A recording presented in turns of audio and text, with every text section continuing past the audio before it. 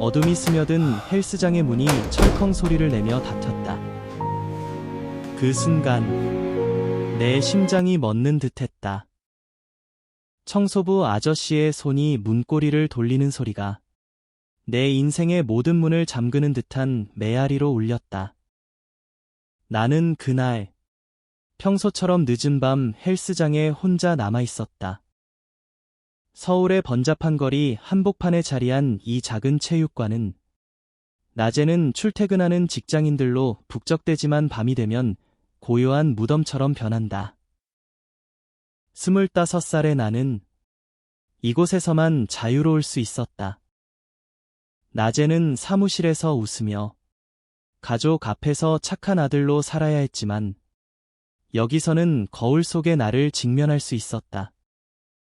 땀에 젖은 셔츠가 피부에 달라붙고 호흡이 거칠어질 때마다 가슴 깊숙이 쌓인 무언가가 꿈틀거렸다.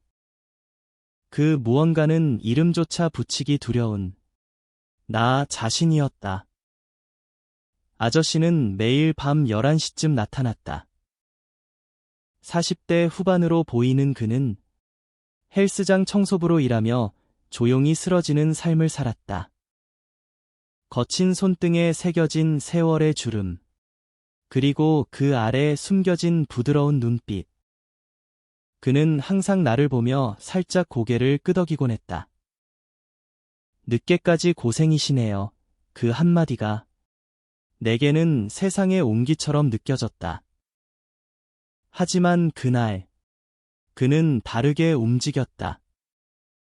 문을 잠그는 그 손길에 내 몸이 얼어붙었다. 오늘은 조금 더 이야기해볼까요? 그의 목소리가 낮게 울렸다. 그 순간 나는 알았다. 이 문 뒤로 내 삶이 영원히 변할 것임을. 시간은 그렇게 우리를 묶었다. 그날 밤, 우리는 헬스장의 한 구석에 앉아 이야기를 시작했다. 아저씨의 이름은 민준이었다.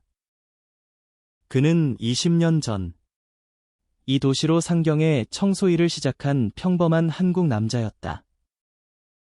가족은 시골에 남아 있었고, 그는 홀로 이곳에서 버티며 살았다. 젊은이들처럼 꿈은 없어요. 그냥 하루하루를 견디는 거지. 그의 말 속에 스며든 피로가 내 가슴을 아프게 했다. 나는 민준 씨에게 내 이야기를 털어놓기 시작했다. 어렸을 적부터 느껴온 그 이상한 감정. 남자아이들을 볼 때마다 가슴이 뛰는 이유. 저는 제가 이상한 사람인가 봐요. 목이 메어 나왔다. 민준 씨는 조용히 듣고 있었다. 그의 눈에는 동정도, 비난도 없었다. 오히려 깊은 이해가 스며 있었다. 이상한 게 아니야. 그건 내가 살아있는 증거지. 그는 천천히 손을 뻗어 내 어깨를 두드렸다. 그 접촉이 전기처럼 내 몸을 관통했다. 우리는 그 밤을 그렇게 보냈다. 헬스장의 기구들 사이에서 서로의 상처를 나누며 그 후로 매일 밤이 우리의 비밀스러운 만남이 되었다. 문을 잠그는 그 소리가 이제는 기다림의 신호가 되었다. 하지만 삶은 그렇게 단순하지 않았다. 낮에 나는 여전히 사무실에서 동료들의 시선을 피하며 살았다. 한국 사회의 무게가 어깨를 짓눌렀다. 결혼은 언제 할 거야? 어머니의 전화가 매주 울렸다. 나는 웃으며 대답했지만 속으로는 무너졌다.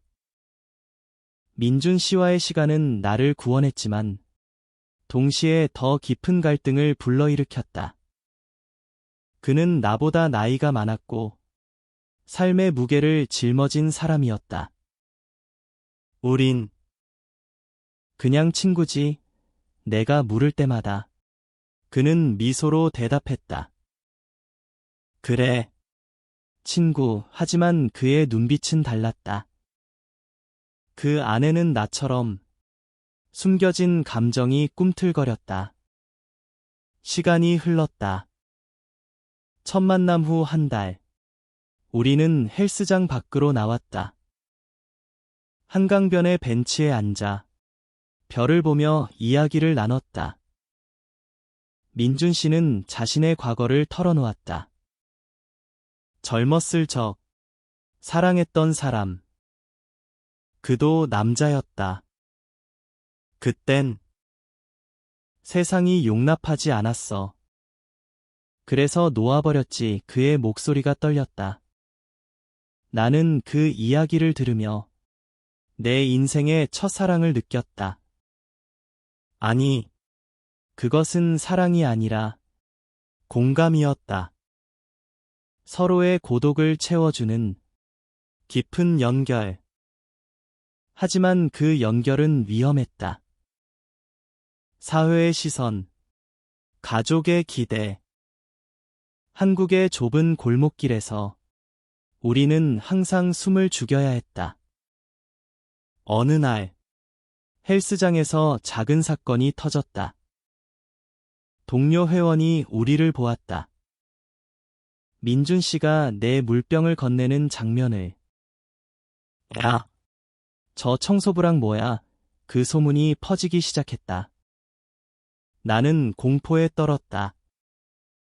직장에서의 자리, 가족과의 관계, 모든 것이 무너질까 봐.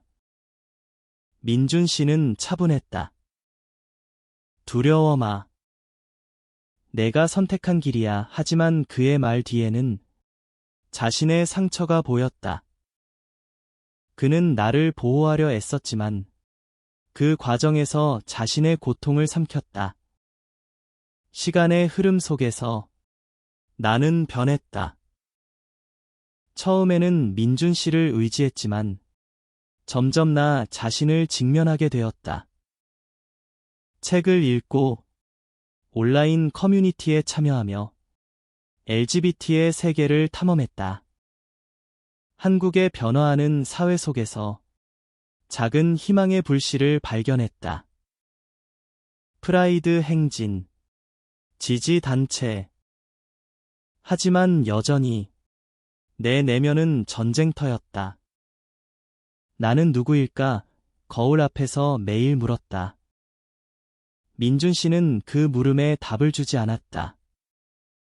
대신 내가 정하는 거야 라고 했다. 그의 침묵이 나를 성장시켰다. 여름이 다가왔다. 더위가 서울을 휘감을 때 우리는 한강에서 피크닉을 했다. 민준 씨가 준비한 도시락, 간단한 김밥과 과일. 우리는 웃었다. 그날 나는 용기를 냈다. 민준 씨, 저 당신을 좋아해요. 친구 이상으로 그의 눈이 커졌다. 잠시의 침묵 후 그는 손을 잡았다. 나도. 그래, 그 순간 세상이 멈췄다. 우리의 입술이 스치지 않았지만 마음은 이미 연결되었다. 그것은 육체가 아닌 영혼의 만남이었다. 하지만 행복은 오래가지 않았다. 가을 바람이 불자 민준 씨의 건강이 나빠졌다. 오래된 허리 통증이 재발했다. 청소 일로 쌓인 피로가 그의 몸을 갉아먹었다. 병원에서 나온 진단은 암 초기였다. 늦기 전에 쉬어라 의사의 말이 우리를 현실로 끌어당겼다. 나는 매일 병원을 오갔다. 민준 씨의 손을 잡고 이야기를 나눴다. 후회 없어. 너를 만난 게. 그의 미소가 내 눈물을 불렀다. 시간은 잔인했다. 겨울이 왔을 때 민준 씨는 더 약해졌다. 나는 직장을 그만두고 그를 돌보기로 했다. 가족에게는 친구를 돕는다고 말했다. 어머니는 이해하지 못했다. 왜 그렇게까지? 하지만 나는 이미 결정했다. 이 사랑은 나의 선택이었다. 병실에서 우리는 과거를 회상했다. 첫 만남의 그 밤, 문을 잠근 순간. 그때 내가 보였어. 외로운 영혼이 민준 씨가 속삭였다. 봄이 돌아왔다. 벚꽃이 피는 날, 민준 씨는 떠났다.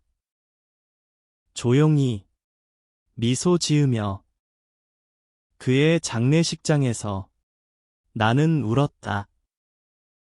한국의 하늘 아래 그의 빈자리가 너무 컸다. 하지만 그 빈자리는 나를 채웠다. 나는 강해졌다. 프라이드 행진에 참여하고 자신의 이야기를 쓰기 시작했다. 민준 씨의 유언처럼 살아있어. 진짜로. 시간은 흘렀다. 1년 후, 나는 새로운 헬스장에서 일했다. 청소부가 아닌 트레이너로. 그곳에서 또 다른 젊은이를 만났다. 외로운 눈빛의 20대 남자. 나는 문을 잠그지 않았다. 대신 열었다. 어서 와. 이야기 나눌까?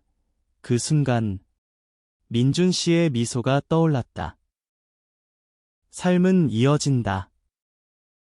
사랑은 영원히. 그 후의 날들은 빈 껍데기처럼 느껴졌다. 민준 씨가 떠난 지 한 달. 서울의 여름은 여전히 더웠지만 내 가슴은 차가웠다. 아침에 눈을 뜰 때마다 그의 빈자리가 선명했다. 헬스장의 그 문, 철컹 소리, 그리고 따뜻한 손길. 모든 것이 꿈처럼 희미해지려 했지만 나는 붙잡았다. 그의 유품 중 하나, 낡은 노트. 그 안에 적힌 짧은 글거들. 고독은 약이 아니라 친구다. 나는 그 말을 되새기며 다시 일어났다. 직장을 그만둔 후 나는 작은 카페에서 아르바이트를 시작했다.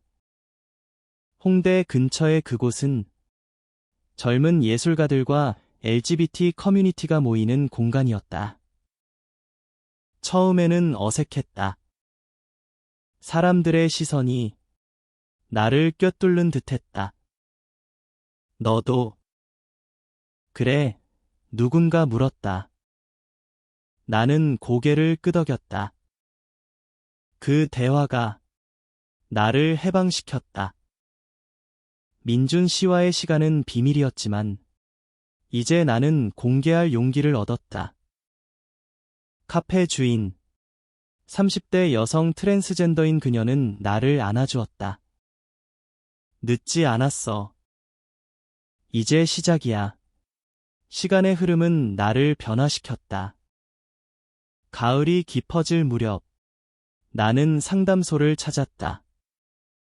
한국의 LGBT 지원센터, 서울의 작은 방 안에서 상담사는 부드럽게 물었다.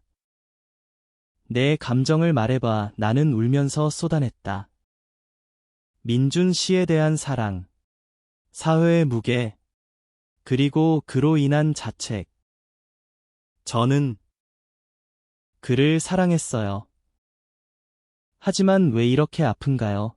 상담사는 미소 지었다. 사랑은 고통이야. 하지만 그 고통이 너를 성장시키지. 겨울에 나는 첫 데이트를 했다. 앱을 통해 만난 28살 남자. 준호. 그는 디자이너였다. 첫 만남은 어색했다. 카페에서 커피를 마시며 우리는 서로의 이야기를 나눴다. 나도 비슷한 경험 있었어. 가족이 모른 척해 그의 말이 내 상처를 어루만졌다. 우리는 한강을 걸었다. 손을 잡는 순간 민준 씨의 기억이 스쳤다. 하지만 이번에는 다르다. 준호는 나와 같은 세대, 같은 투쟁을 하는 사람이었다. 그러나 관계는 쉽지 않았다. 준호의 가족은 보수적이었다. 너 같은 사람과 만나면 안 돼. 그의 어머니가 알게 된 후. 그는 갈등했다. 나는 이해했다. 나도 그랬으니까. 천천히 가자. 우리는 헤어지지 않았다. 대신 함께 싸웠다. 프라이드 행진에 나란히 섰다. 서울의 거리에서 무지개 깃발을 들고 외쳤다. 우리는 존재한다. 그 함성이 내 가슴을 채웠다. 시간이 1년을 채웠다. 봄. 나는 책을 썼다. 잠긴 문 뒤에 사랑이라는 제목으로. 민준 씨의 이야기를 바탕으로 내 여정을 녹여. 출판사는 처음에 주저했다.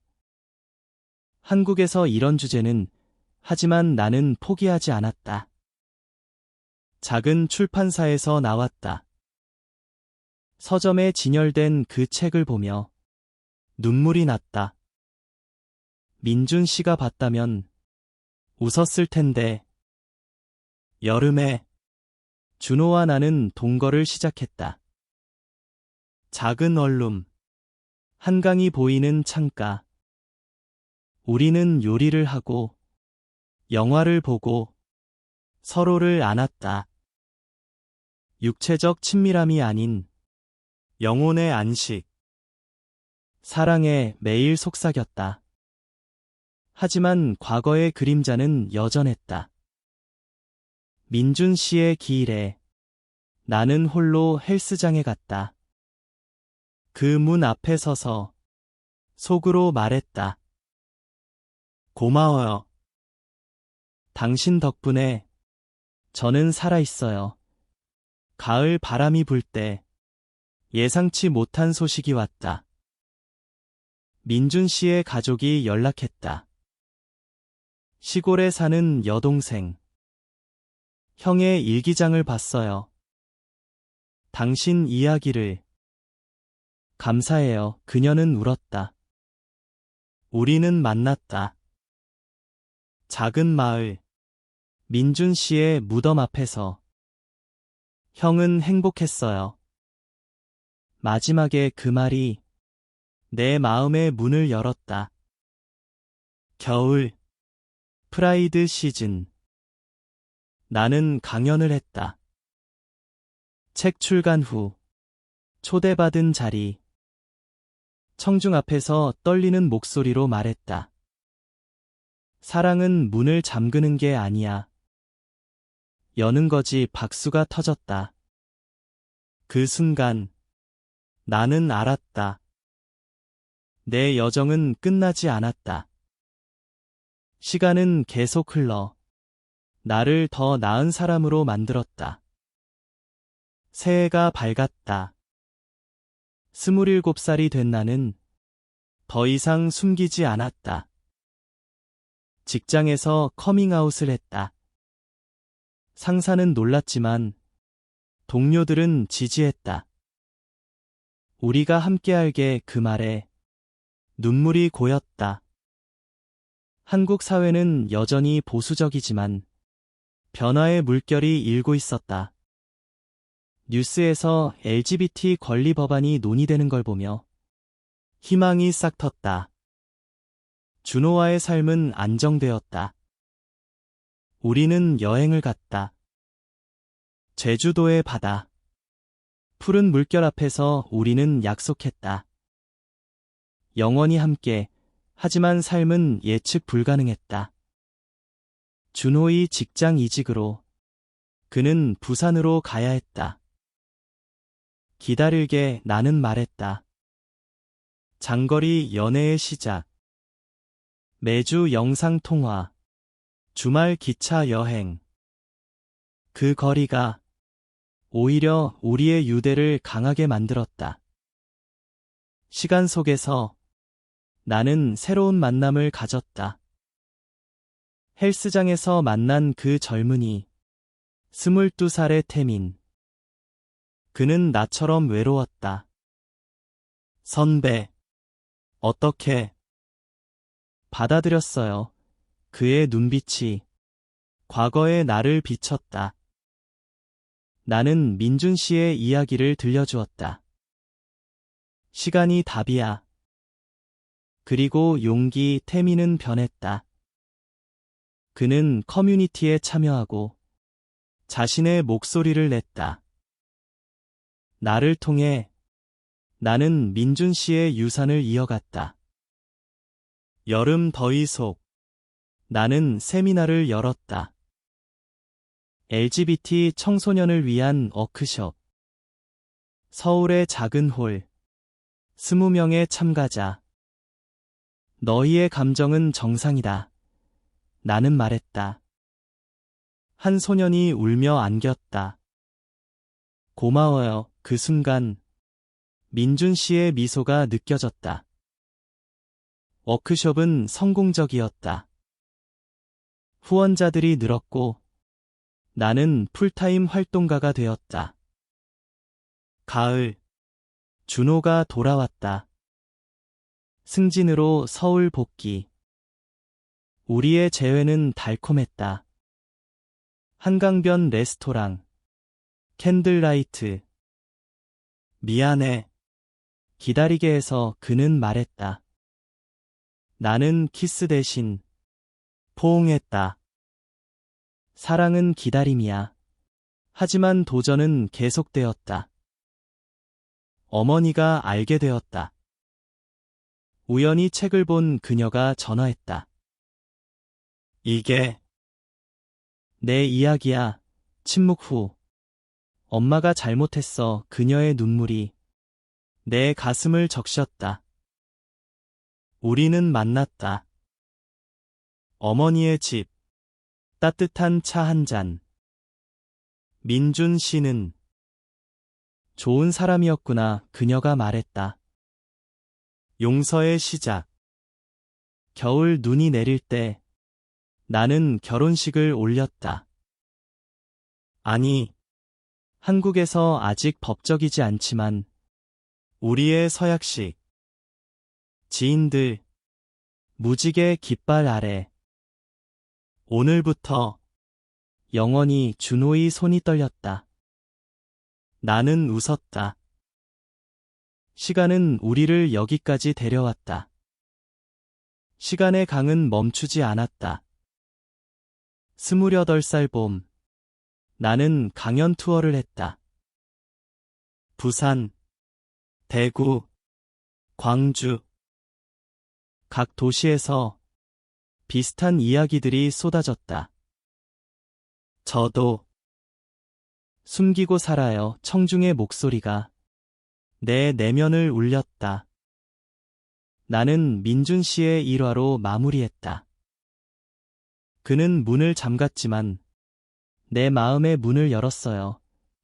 여름. 태민이 커밍아웃을 했다.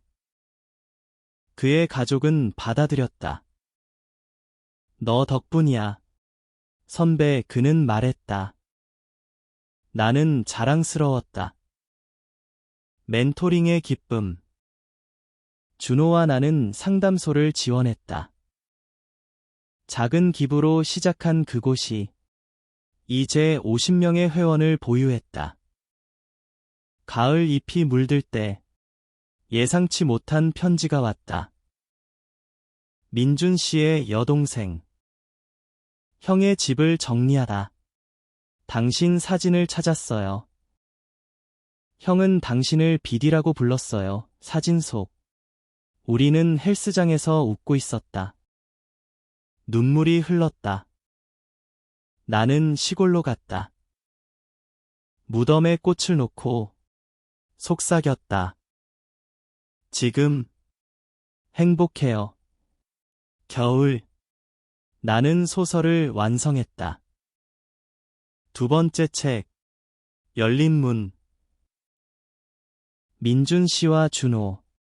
태민의 이야기를 엮어. 출간 파티에서 준호가 토스트했다.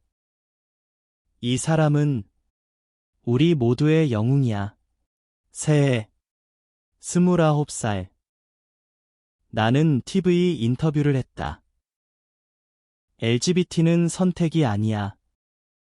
존재야. 시청자들의 메시지가 쏟아졌다. 지지와 비난. 하지만 나는 흔들리지 않았다. 시간의 시련이 나를 단련시켰다. 봄 꽃 피는 날. 준호와 나는 아이를 입양했다. 아니, 아직 법이 안 되지만 계획했다. 우리 가족, 우리는 꿈꿨다. 한국의 미래를 위해. 여름 더위가 기승을 부릴 무렵 나는 국제 컨퍼런스에 초대받았다. 도쿄에서 열린 LGBT 포럼. 비행기에서 창밖을 보며 민준 씨를 생각했다. 당신이 봤으면 좋았을 텐데. 무대 위. 나는 한국의 변화를 말했다. 아직 길고 험하지만 우리는 걷고 있어요. 돌아온 후 태민이 연락했다. 선배, 제 파트너를 소개할게요. 미팅에서 그는 행복해 보였다. 당신 덕분 멘토의 역할이 내 삶의 일부가 되었다. 가을, 어머니가 방문했다. 준호를 만난 그녀는 좋은 사람 같네 라고 했다. 가족의 포옹. 오랜 갈등의 끝. 겨울. 나는 건강검진을 받았다. 스트레스로 인한 피로. 의사가 말했다.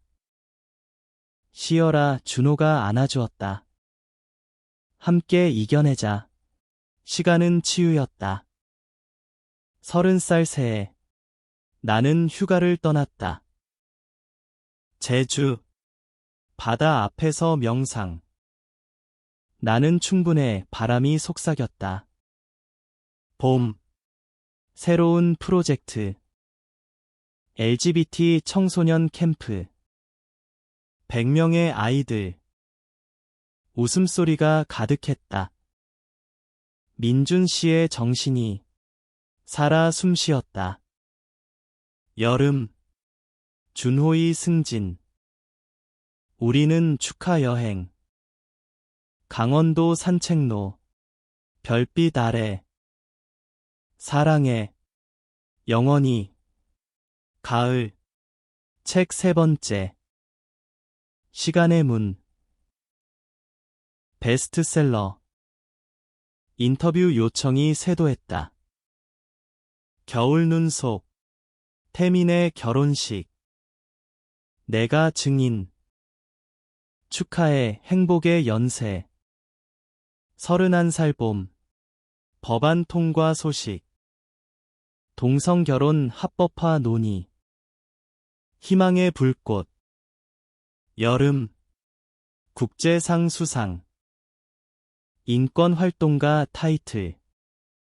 민준 씨에게 헌정. 가을. 어머니의 편지. 내 삶을 응원해. 겨울. 준호와 서약갱신. 더 강하게. 32살. 캠프 확장. 전국 네트워크. 시간은 원을 그었다. 35살. 헬스장 주인. 문을 여는 곳. 젊은이들이 모여 이야기 나눈다. 민준 씨의 무덤. 매년 꽃. 고마워요. 당신의 문이 세상을 열었어요. 준호와의 삶. 아이 입양 성공. 작은 가족. 큰 사랑. 결말은 시작. 사랑은 영원한 여정. 문은 항상 열려 있다.